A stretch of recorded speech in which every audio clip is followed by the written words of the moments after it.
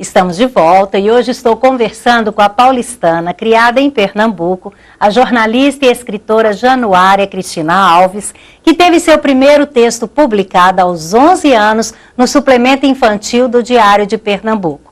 E não parou mais de escrever, tendo hoje mais de 30 livros infanto-juvenis publicados e muitos deles usados nas escolas por todo o Brasil. Antes de continuarmos a nossa conversa, veja que interessante a experiência relatada por Charlie Jones, que é um recordista no ramo de seguros e escritor. Essa história é bem antiga, mas ela é bem interessante porque a gente vai falar agora.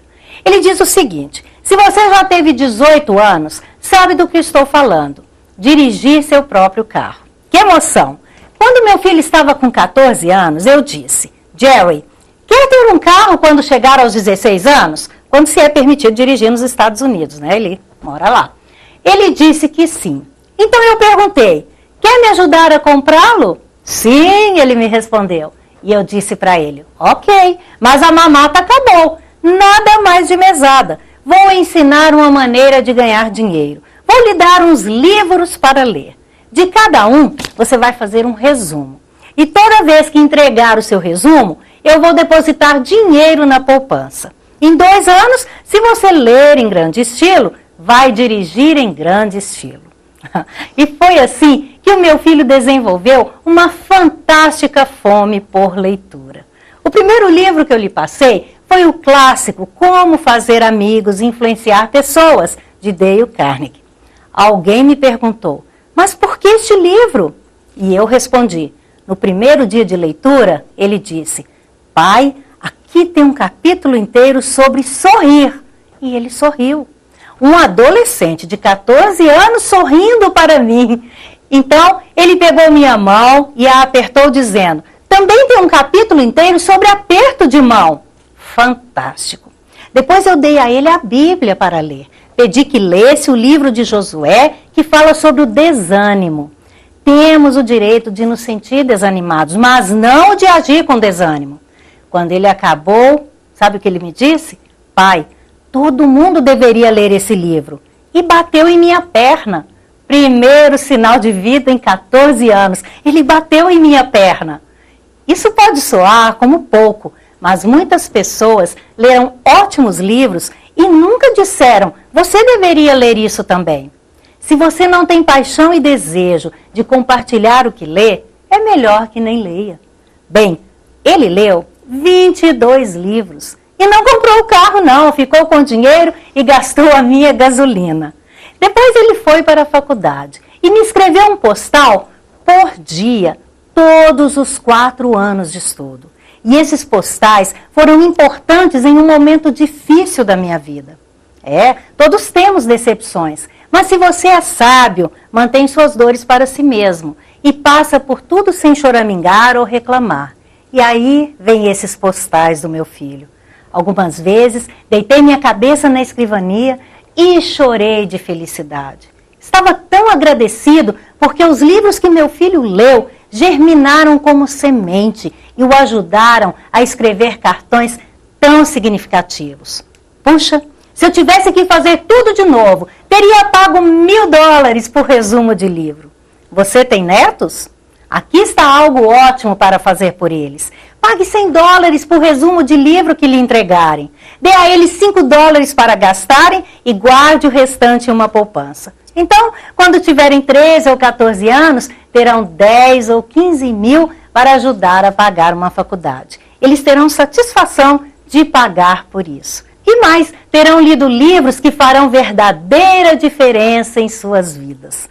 Bonito isso, né, Januária? Muito bonito. Você concorda com isso? Que chega a ser um incentivo também? Tudo vale, né? A gente fica pensando em... A gente tem que usar a criatividade, exatamente, né? Em maneiras de como estimular a leitura. Mas eu diria assim, que o primeiro passo, quer dizer, não adianta se esse pai tivesse pago $1000 que fosse por resumo e ele não acreditasse no poder da literatura. Então, eu acho que isso é o primeiro grande passo, né? A gente não pode estimular o outro a fazer uma coisa que a gente não acredita, né? Então, pesquisas já comprovaram que em famílias que não valorizam a leitura, que não valorizam a informação, é muito mais difícil que a criança se torne um bom leitor.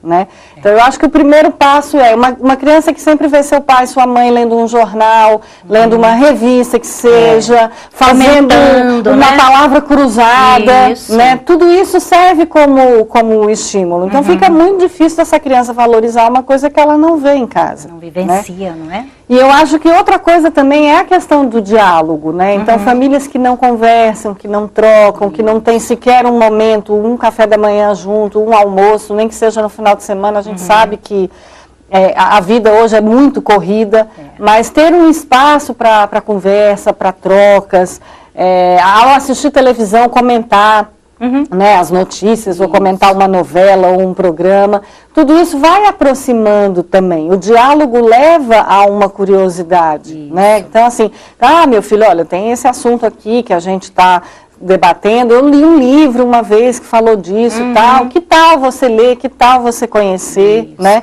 E eu acho que a experiência também de indicar para as crianças os clássicos também. Eu acho que não é à toa que eles são clássicos. Então, vamos ler Pinóquio. Quem é que nunca pensou sobre a mentira, sobre a questão, né, de por que aquele menino crescia o nariz cada vez que ele mentia. Então, trabalhar também essas histórias que estão no imaginário da gente. Né? E isso tem várias versões, tem tamanho pequeno, tem ilustrado, tem sem ser ilustração. Então, estimular a criança também as diferentes versões de uma mesma história. Né? As próprias notícias, quer dizer, hoje em dia é muito fácil, a gente recebe jornal no farol de trânsito, né? Então, que tal mostrar para o filho aquela notícia? Olha, aconteceu, eu vejo os meninos têm muito interesse, por exemplo, em futebol. Né? Então, pega lá, olha o jogo que aconteceu, ou esse jogador de futebol. Ontem a gente ouviu a notícia de um que infelizmente foi pego cheirando cocaína. Isso é um tema também para discutir drogas, para discutir N coisas. Né? Então, o livro também ele tem essa função, o jornal, a revista, de fazer com que também a gente traga a realidade para dentro de casa, para as nossas relações. Né? E parar de querer tudo pronto, né? Porque a televisão te entrega tudo pronto. Assim, é até uma pergunta que eu quero te fazer. Para você, hoje, no universo infanto-juvenil, qual é o maior inimigo do livro? Olha, eu acho, leitura dá trabalho. Isso que você falou é uma verdade. Eu sempre digo, a gente não nasce aparelhado para ler, a gente vai à escola para aprender a ler.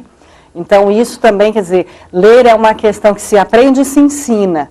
Então, também a gente não nasce tem que ter um exercício, sabendo. Não é? Tem que ter. Então, não é... A gente pega esses meninos... Outro dia veio uma priminha nossa em casa com 2 anos e meio, já com um iPad, sabendo fazer tudo. É diferente, porque ali os estímulos são mais sensoriais. Né? A leitura, ela exige da gente um trabalho. No entanto, esse trabalho vai nos recompensar muito. Porque é somente por meio da leitura que a gente desenvolve a capacidade de análise. Né? Então, assim, a internet, o próprio esquema de leitura que você faz rolando, ele é um esquema diferente do passar a página. Né? Eu lembro, se eu não me engano, é o Borges que fala que entre uma página e outra há muitos mistérios. Então, existe um tempo. Né? O Maurício de Souza fala que o espaço em branco entre um quadrinho e outro contém um universo. Que é o leitor que faz. Humberto Eco diz que o leitor faz o livro. Né? O leitor competente também, com a sua experiência, com a sua maneira de ler. Quantas e quantas vezes a gente lê um livro e vai ler de novo e vê outras coisas? Com certeza. Porque tem a ver com a maturidade da gente, com a capacidade que a gente tem de interpretar. Né? Então, cada hora a gente vê um ponto diferente. Então, é uma coisa que é da leitura. É específica da leitura. Então, a gente tem mesmo todas essas traquitanas eletrônicas que são muito mais sensoriais. No entanto, o excesso de estímulos sensoriais cansa o cérebro. Estressa, né? Dificilmente você vai ver alguém estressado porque leu muito. No entanto, essa coisa da tela do computador, da tela do iPad, a própria leitura com esses e-readers, tem muita pesquisa ainda para se fazer, dos efeitos disso no nosso cérebro. Né? E, no entanto, a gente sabe que a leitura favorece essa questão do raciocínio, da associação. né? Ah, eu li isso aqui, esse personagem parece com daquele outro livro, ou isso aqui parece com a minha vizinha, nossa, idêntica a ela e tal. Então eu acho que a gente tem esses inimigos... Para nossa mente, para o nosso cérebro é um desenvolvimento muito maior. A gente tem os inimigos do facilzinho, mas nem sempre o facilzinho, o molinho, é o melhor para o nosso desenvolvimento. Exatamente. Bom, o nosso tempo está acabando, infelizmente.